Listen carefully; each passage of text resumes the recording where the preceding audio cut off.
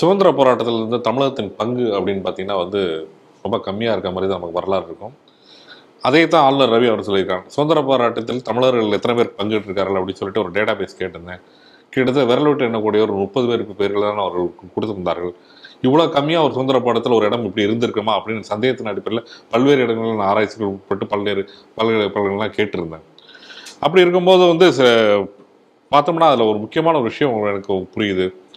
கிட்டத்தட்ட இவங்க சுதந்திர போராட்டத்தை காட்டிலும் இவங்க திராவிட இயக்க வரலாறு தான் அவங்க அதிகமாக பாடத்திட்டத்தில் வச்சிருக்காங்க. தவிர சுதந்திர போராட்ட வீரர்கள் பற்றி எந்த ஒரு பெரிய விஷயங்களும் உங்க டேட்டாபேஸ் எதுவுமே கலெக்ட் பண்ணல அப்படின்ட்டு சொல்றாரு. குறிப்பாக பல்கலைக்கழகம் மற்றும் கல்லூரிகளை பொறுத்த வரைக்கும் சுதந்திர போராட்டத்துக்கு முன்னாடி எந்த ஒரு வரலாற்று விஷயங்களும் இல்லை. நம்ம சொல்லிக்கிட்டு இருக்கக்கூடிய உதாரணமாக சொல்லிக்கிட்டு இருக்கக்கூடிய வீரபாண்டிய கட்டபொம்மன், மருதுபாண்டியர் இவர்களை பற்றி சொல்லக்கூடிய வரலாறுமே மிக சொற்பமாக இருக்கு, குறைவா இருக்கு. இன்னும் விரிவாக எதுவுமே சொல்லலை. அப்படி இருக்கும்போது இவங்க ஏறக்குறைய 20ஆம் நூற்றாண்டுல பார்த்தீங்கன்னா திராவிட இயக்க வரலாறை பற்றிய பாடத்திட்டத்தில் வைக்கிறது தான் இவங்க இதாக இருந்திருக்காங்க. தவிர சுதந்திர போராட்டம் சொல்லிக் கொடுக்குறது எந்த ஒரு விஷயம் இல்லை அப்படின்னு சொல்லிட்டு தன்னுடைய வேதனை ஆளுநர் ரவி அவர் சொல்லியிருக்கார். இந்த செய்தி எப்படி பார்க்குறீங்க? கவர்னர் ரவி அவர்கள் சொன்னதுல ஒரு பெரிய அவரோட ஒரு கற்பனை பண்ணி இல்லை எக்ஸாஜரேட் பண்ணி இல்லை வேண்டும்னே இந்த தமிழக அரசு ஏதாவது குற்றம் சொல்லணும் அப்படி அவர் சொல்லவில்லை. அவர் சொன்ன கருத்து என்பது 100க்கு 100 உண்மையான ஒரு கருத்து. ஏன்னா இன்னைக்கு நம்ம ஃப்ரீ டியூஷன் சென்டர் நம்ம நடத்திட்டு இருக்கோம். அந்த ஃப்ரீ டியூஷன் சென்டரில் 10ஆம் வகுப்பு சோஷியல் சயின்ஸ் புத்தகத்தை நான் பார்த்துருக்கேன். அந்த மாணவர்களுக்கு நான் பாடமும் எடுத்திருக்கிறேன். அந்த அடிப்படையில் வச்சு நான் சொல்ல முடியும் என்னால் என்ன நடந்துட்டு இருக்குன்னு சொல்லிட்டு. அவர் சொல்கிற மாதிரி மருதுபாண்டியர்கள், அப்புறம் வேலு நாச்சியார், வீரபாண்டிய கட்டபொம்மன் இவர்களை பற்றிய வரலாறு அந்த சோஷியல் சயின்ஸ் புக்கில் பார்த்தீங்க அப்படின்னு சொன்னால் ஒரே ஒரு பாடம் மட்டும்தான் இருக்கும். இவங்க 3 பேர் இன்னும் கொஞ்சம் பேரெல்லாம் சேர்த்து மொத்தமாக ஒரே ஒரு பாடம் தான் அதில் இருக்கும். ஒரே ஒரு லெசன், இயர்லி ரிவல்ட் அப்படின்னு சொல்லி ஒரே ஒரு பாடம் தான் இருக்கும். அதில் பூலித்தேவர் வந்துடுவார், கட்டபொம்மன், வேலு நாச்சியார், மருது சகோதரர்கள் போன்றவர்களை பற்றின விஷயங்கள் இருக்கும்.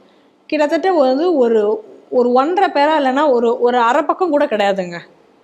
நான் சொல்கிறேனே, நீங்கள் அந்த சோஷியல் சயின்ஸ் 10ஆம் வகுப்பு சோஷியல் சயின்ஸ் புக்கை எடுத்து பார்த்தீங்கன்னா தெரியும்.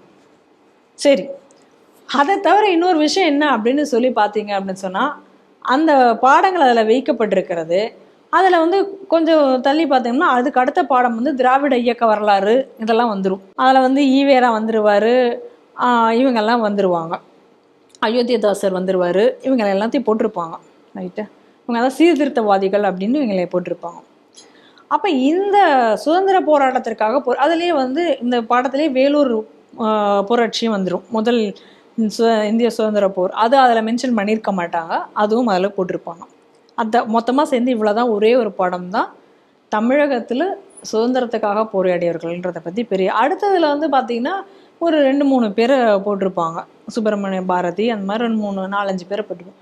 நம்மளால் விரல் விட்டு சொல்பமாக என்னபடி 2 பாடங்கள் தான் நம்ம சுதந்திர போராட்ட வரலாறை பற்றி பாடங்களாக இருக்கும்.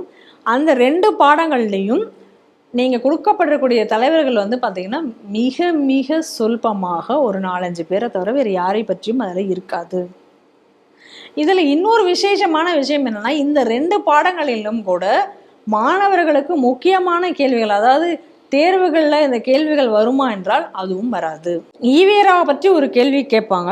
அதை தவிர இந்த நம்ம வீரபாண்டிய கட்டபொம்மனுடைய வீரமான அந்த தியாகத்தை பற்றியோ, இல்லை வேலு நாச்சியார் அவர்களுடைய வீர போர் பற்றியோ, அல்லது பூலித்தேவன் அவர்களுடைய அந்த பல போர்கள், 1 போரா 2 போரா எத்தனை போர்கள், ஆங்கிலேயனை கதற விட்டு அவருடைய வீரமான அந்த போர்கள், அதை பற்றியெல்லாம் எதுவுமே இருக்காது. கேள்வி எதுவுமே வராது. 2 கேள்வி மேக்ஸிமம் வரும். களக்காடு பேட்டில் அதை பற்றி சொல்லுங்கள் அப்படின்னு 2 மார்க்கில் ஒரு கேள்வி வரும். நான் கிட்டத்தட்ட இந்த கொஸ்டின் பேப்பரை நான் ஏதோ போன வருஷம் இந்த வருஷம் பல வருட கொஸ்டின் பேப்பர்கள்லாம் நான் பார்த்துட்ருக்கேன். நீங்கள் கேட்கும் போது ஒரு சந்தேகம் வருது. ஒருவேளை ஏன்னா இந்த நாட்டில் நீங்கள் பல போர்களில் பொறுத்த வரைக்கும் எந்த போர்லையும் பிரிட்டிஷார் ஜெயிக்காதனால பிரிட்டிஷ்காரரோட புகழ் மங்கிரன்றக்காக வைக்காம இருந்திருக்காங்க. ஆமா, உண்மைதானே. ஏன்னா எந்த போர்லையும் நேரடியாக பிரிட்டிஷ்காரர்கள் ஜெயிச்சதாக வரலாறே கிடையாது.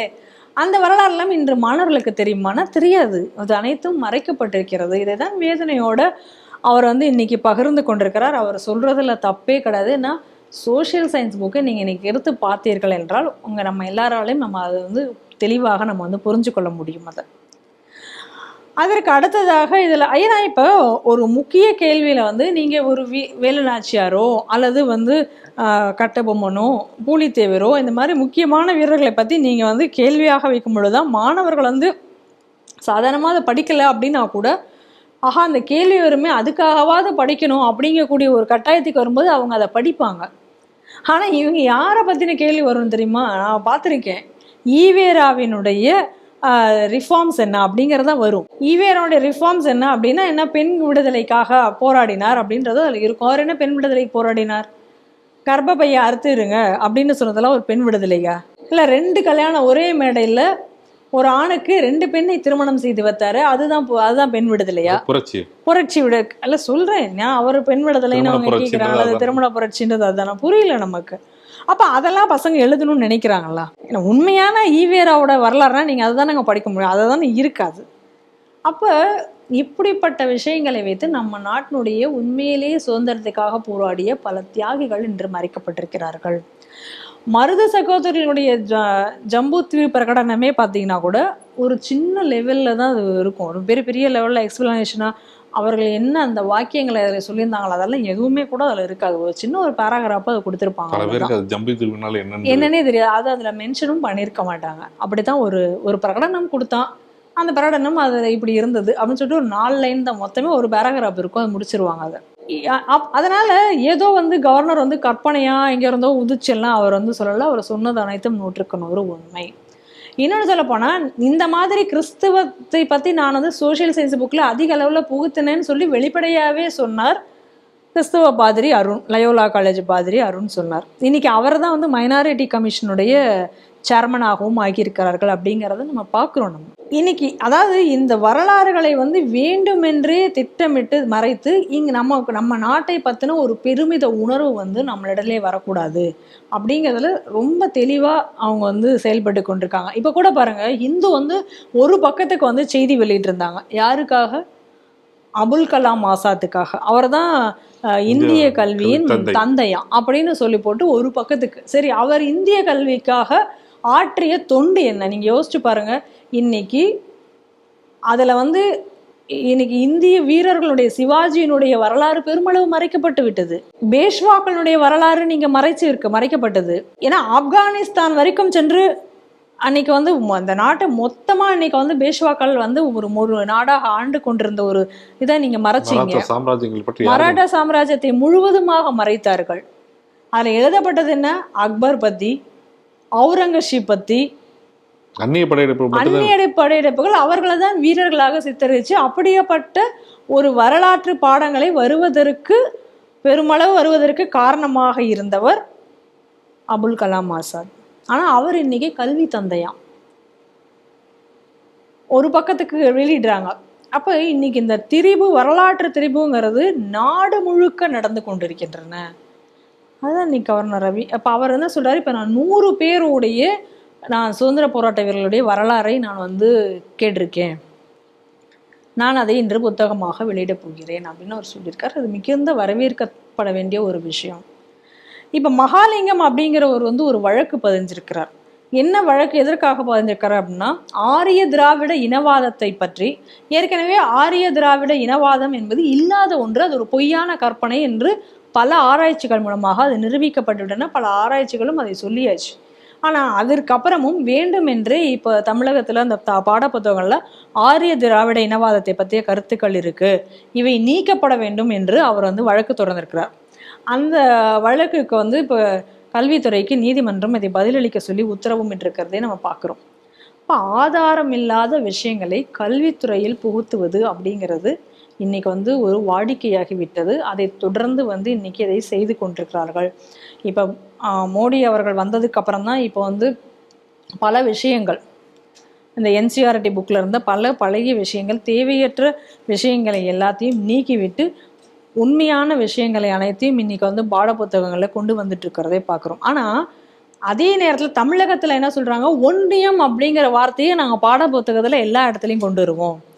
இப்போ கூட லேட்டஸ்ட்டாக ஒரு விஷயத்தை நான் வந்து கேள்விப்பட்டேன், அது நான் இன்னும் செக் பண்ணலை, செக் பண்ணிட்டு நான் சொல்லணும். ஆனால் அதை நான் கேள்விப்பட்ட விஷயத்தை நான் இங்கே சொல்லணும்னு நினைக்கிறேன். என்ன அப்படின்னா, தமிழ் பாட புத்தகத்தில் புதிதாக வெளியிட்டுள்ள தமிழ் பாட புத்தகங்களில் தேசிய கீதமும் தமிழ்த்தாய் வாழ்த்தும் இல்லாமல் அச்சிடப்பட்டிருக்கிறது அப்படிங்கக்கூடிய செய்தியை நான் கேள்விப்பட்டேன். நான் இன்னும் செக் பண்ணல, நான் இன்னும் உறுதி செய்யப்படவில்லை. ஆனா இது இந்த மாதிரி அது உண்மையிலேயே அந்த மாதிரி இருக்கும் அப்படி என்றால் இந்த நாட்டினுடைய சுதந்திர போராட்ட விஷயங்கள் மட்டுமல்ல, நம்ம நாட்டினுடைய இருக்கக்கூடிய தேசிய கீதம், தேசிய உணர்வும் கூட மங்க வேண்டும் என்பதற்காக இன்னைக்கு திட்டமிட்டு இவர்கள் சதி செய்து கொண்டிருக்கிறார்கள் என்பதை நம்ம தெளிவாக நம்ம இதிலிருந்து நம்ம புரிஞ்சுக்க முடியுது. இப்போ கூட பாருங்க, எந்த ஒரு அடிப்படையும் இல்லாமல் நாமல் அனைவரும் இன்றைக்கு இவ்வளவு தூரம் தமிழ் பற்றி இவ்வளோ பெருமையாக இன்னைக்கு பேசி கொண்டிருக்கக்கூடிய நேரத்தில் இவ்வளவு நூல்கள், அகநானூறு, புறநானூறு இப்படின்னு எவ்வளோ சங்க இலக்கியங்கள், இதை பற்றியெல்லாம் இன்னைக்கு நம்ம பேசுகிறோம் அப்படின்னா அந்த சங்க இலக்கியங்கள் அனைத்தும் இன்னைக்கு அச்சில் வருவதற்கு மிகப்பெரிய அளவில் தன் வாழ்க்கையையே கொடுத்தவர் உவே சாமிநாத ஐயர். இன்னைக்கு அவரை பற்றியே அவதூறாக பேசக்கூடிய ஒரு நிலை இன்னைக்கு தமிழகத்தில் வந்திருக்கு. காரணம் என்னன்னா, இன்னைக்கு ஊவேசா பற்றி நமக்கு யாருக்குமே தெரியாது. அவரை ஏதோ ஒரு குறிப்பிட்ட ஜாதியில் கொண்டு போய் அவரை இன்னைக்கு வச்சாச்சு. அது அவர் அப்படி வச்சதுனால என்ன ஆச்சு அப்படின்னா, இன்னைக்கு தமிழுக்காக அவர் தன்னுடைய வாழ்க்கையை விட்டவரை கூட இன்றைக்கு போற்றாத நிலை இன்று தமிழகத்தில் ஏற்பட்டிருக்கு. அப்போ நம்மளுக்கு தமிழில் ஏதாவது பெருமை இருக்குமா? அந்த மொழியில் ஏதாவது பெருமை இருக்குமா? எப்படி அந்த மொழி இருக்கும்? இப்படித்தான் தேசிய உணர்வு, நம்மளுடைய மொழி, அதனுடைய உண்மையான மொழி மேலே இருக்கக்கூடிய பற்றுக்களை அழிப்பது, நம்மளுடைய அடையாளங்களை அழிப்பது, இதை தொடர்ந்து செய்து வருகிறார்கள். அதை நம்ம விழிப்போடு நாமளும் தெரிஞ்சுக்கணும். பாடப்புத்தகங்களில் என்ன இருக்கோ, ஆனால் நம்ம பெற்றோர்கள் நம்ம உண்மையான வரலாற்றை தெரிந்து கொண்டு குறைஞ்சபட்சம் மாணவர்களுக்கு அந்த உண்மையான வரலாற்றை போதிக்க வேண்டும். பாடப்புத்தகங்களில் ஏதாவது இந்த மாதிரியான விஷயங்கள் நேர்மாறாக இருக்குன்னா வழக்கு தொடர்வதற்கு முன் வர வேண்டும் அப்படின்னு நான் இன்னைக்கு இந்த செய்தியின் வாயிலாக கேட்டுக்கொள்கிறேன்.